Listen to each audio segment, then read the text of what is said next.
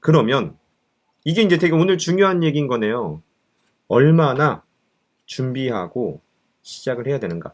이런 부분은 모든 사람이 얘기를 조금씩은 더 다르게 할 수도 있을 것 같아요. 아, 이것만 보면 돼 라고 하는 분들도 있을 거고, 이렇게 해야 돼. 뭐 다들 생각이 다를 수 있지만, 일단 각자 이제 대수 쪽 수업들을 많이 하시고, 저도 이제 학원에서 입반 테스트한 애들도 이제 많이 보고, 저도 이제 기하 위주로 최근에는 이제 수업이 워낙 기하 위주로 많이 깔려 있지만, 뭐 대수도 이제 저도 이제 수업도 해봤고, 이제 예전에 다 했었고 그랬었어가지고 이런 것들에 대해서 이제 잘 보이거든요. 어느 정도까지 준비했었어야 됐는지 각자 한번 해란 쌤이 봤을 때는 어떻게 하고 어디까지 준비하고 얼마나 준비하고 고등을 시작하는 게 맞아요. 일단 3학년 거는 잘 되어 있어야 돼요, 진짜로. 3-1. 네, 3-1은 정말 잘 돼 있어야 하고, 안 그러면 3-1이 잘 안 돼 있는 상태에서 고등 수학을 하면 리턴을 해야 돼요, 진짜로. 그런 경우가 꽤 많더라고요. 맞아요. 그래서 3-1 그리고 뭐 교재도 무슨 교재를 기준으로 잡느냐 이제 많이들 궁금해 하시는데, 매번 하면서 느끼는 건데, 제가 보기에는 만약에 A급 수학으로 얘기를 하면 A 스텝까지 그렇게 고집할 필요 없어요. B 스텝, B 스텝 정도를 좀 풀 수 있는 정도. B 스텝을 좀 원활하게 풀어서 뭐 정답률이 한 80%? A급 B 스텝 80% 정도 정답률이면 잘 푸는 거예요. 대표적인 그렇죠? 교재, 다른 교재 좀 판단하기 쉽게 뭐 센 정도로도 얘기해 주셔도 좋을 것 같아요. 센은 C 스텝 안 풀고 그냥 B 스텝을 B 스텝으로 적어도 90은 나와야죠. 90% 정답률. 근데 여기서 센 그런 얘기도 해주셨으면 좋겠어요. 센 정도 문제집으로 풀 때 중요한 건 개념이 써 있는 걸 보면서 그대로 푸는 거 말고 이제 그런 거 아니에요? 그 문제 제목, 문제 유형에 문제 대한 유형에 대한 제목이 써 있으면 그게 힌트가 되죠. 그거 보고 그냥 풀고 그거 보고 풀고 이렇게 맞아. 가거든요. 그 다음에 이제 나중에 그게 지워지고 그냥 문제가 나오면 어느 개념으로 풀어야 되는지 모르는 경우들이 있어서 유독 문제집인 경우, 그리고 유독 약간 센이나 약간 그런 식으로 바로바로 위에 개념이 써 있는 경우, 그런 경우에만 정답률이 높은 친구들이 일부 있어요. 그래서 약간 그런 종합적인 유형들을 풀었을 때 센 정도는 꽤 비슷해 기준으로 정답률이 높아야 된다. 네. 그러니까 위에 있는 뭐 무슨 힌트 같은 거 그런 네. 것들 흉내내는 거 말고 자기가 풀어야지. 자기가 풀어서 한 90% 나오면, 센 B 스텝 90% 정도면 고등 수학 하는데 큰 무리가 없는 것 같고, 만약에 최상위로 얘기를 하면 최상위는 저는 A급보다 최상위가 애들 준비할 때 공부를 시킬 때 조금 나은 것 같긴 하더라고요. 문제도 조금 더 압축적이고. 그래서 최상위는 스텝 2. 인수분해 스텝 3 같은 경우는 최상위 많이 어려워요. 진짜로. 고등 거를 그냥 고등 걸 뭐 변형도 안 하고 그냥 가지고 오는 것 같아요. 그래요. 그 다음에 지현 쌤은 얼마나 이제 앞에서 교재 가지고 말씀해 주셨으니까 저는 이제 단원에 대해서 말씀을 좀 드리면, 그러니까 저희가 결국 이거예요.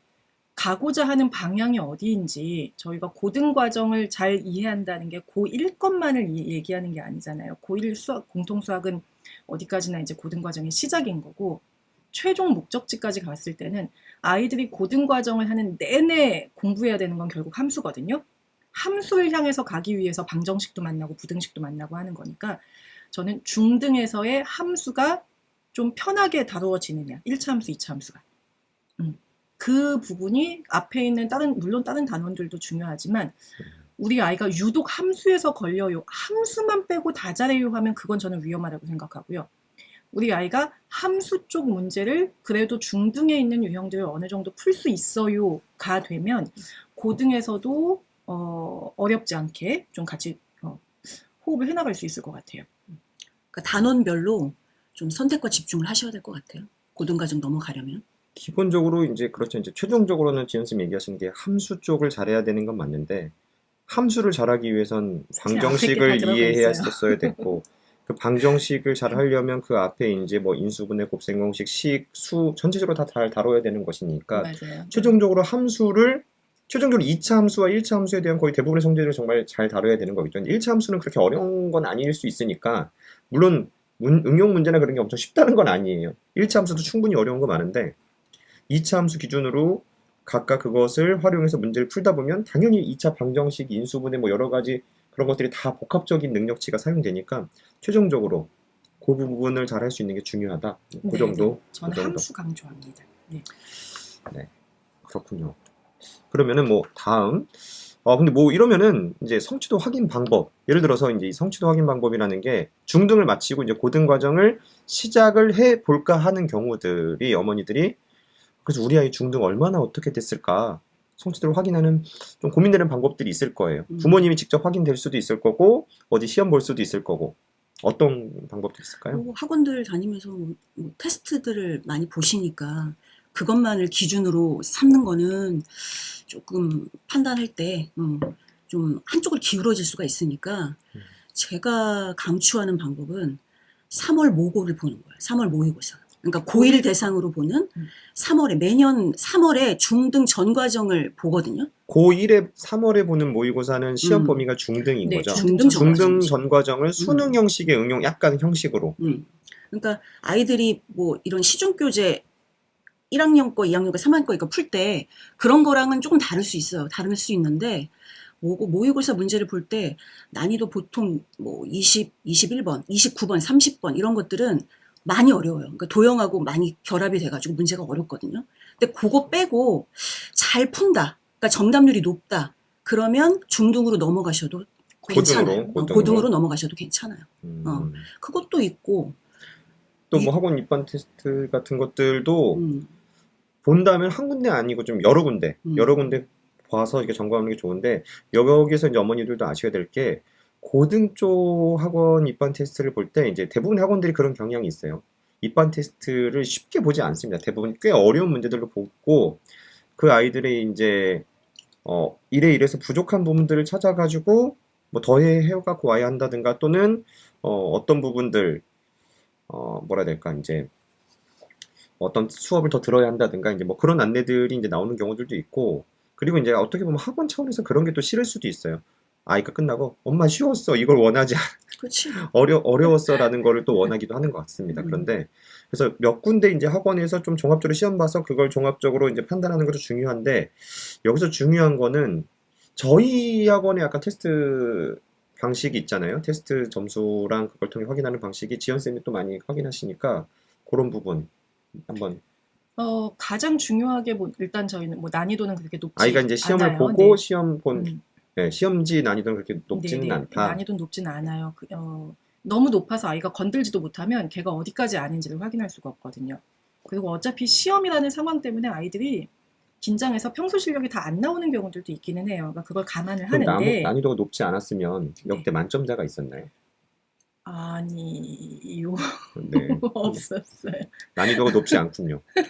어려웠나 보다. 네. 아니에요. 그렇지 않아요. 네. 근데 만점자는 없었다. 근데 이제 늘 항상 중점에서 보는 게 저는 테스트지를 검토를 할 때 점수는 아예 안 봐요.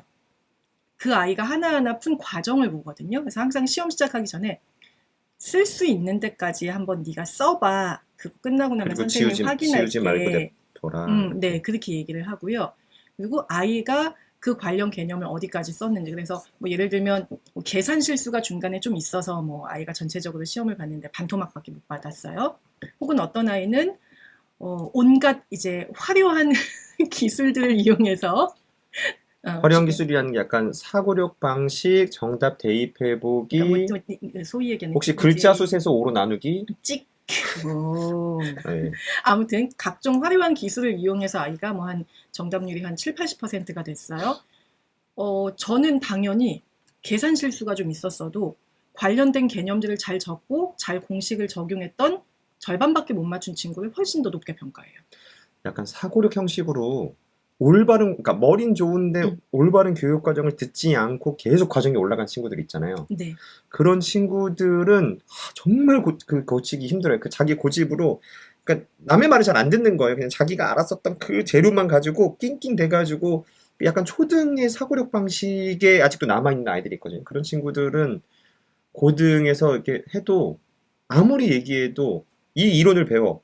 상관없이 문제는 자기 걸로만 풀거든요. 예전 그 사고력 방식으로. 그러면은 실력이 한계가 있지. 고등에서 무너져요. 중등까지는 그게 먹히거든요. 네. 근데 고등에서는 말씀드렸듯이 과정도 길고 본인이 그냥 암산하거나 대충 찍어서 쓸 수 있는 그런 수가 아니기 때문에 고등에서 많이 무너져요. 그래서 저는 계산 실수보다 물론 계산 실수 줄여야 되는데 이제 극단적으로 놓고 보자면 이제 과정을 조금 더 이제 원리 원칙에 입각해서 쓰는 아이들 그런 그냥 경우를 어떤 더 높게 개념을 평가하는 거죠. 적용시켜서 풀어내는 부분을 훨씬 하고 더 중요하게 있느냐라는 보는 거예요. 네. 부분. 네. 그래서 이제 어머님들께서 커트라인이 몇 점이에요라고 문의를 주시는데 커트라인을 말씀드릴 수가 없는 거죠. 그러니까 점수로만 끊기가 아, 아, 아. 애매하다라는 건 거죠. 그러니까 네. 결국은 과정에 대한 부분 점수나 어떤 뭐 그런 부분들이 좀 반영된 최종적인 판단 네, 를 맞아요. 하고 그 부분을 부모님한테도 좀 안내를 드려야 한다고 봐요. 음. 그러니까 이런 테스트를 보고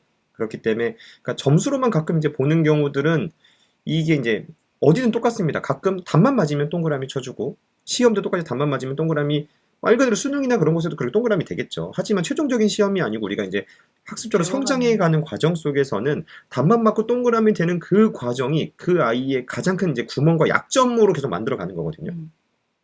그래서 애들도 가끔 찍어서 이렇게 잘 모르겠대 찍어서 저한테 막 확인받는 애들이 있어요. 그럼 제가 엄청 혼내거든요. 그러니까 이렇게 해서 찍어서 맞아서 넘어가면 너 어떻게 할 거냐? 맞아서 넘어가면 이건 너의 그대로 약점이 되는 것이고, 그래서 이제 찍지 이렇게 말고 이렇게 논리적으로 풀게끔 계속 얘기도 하고 뭐 그런 부분들도 좀 있죠. 그래서 이제 과정을 약간 올바르게 좀 보면서 체크한다. 그 정도. 네. 네. 성취도 확인 방법 SM 에듀.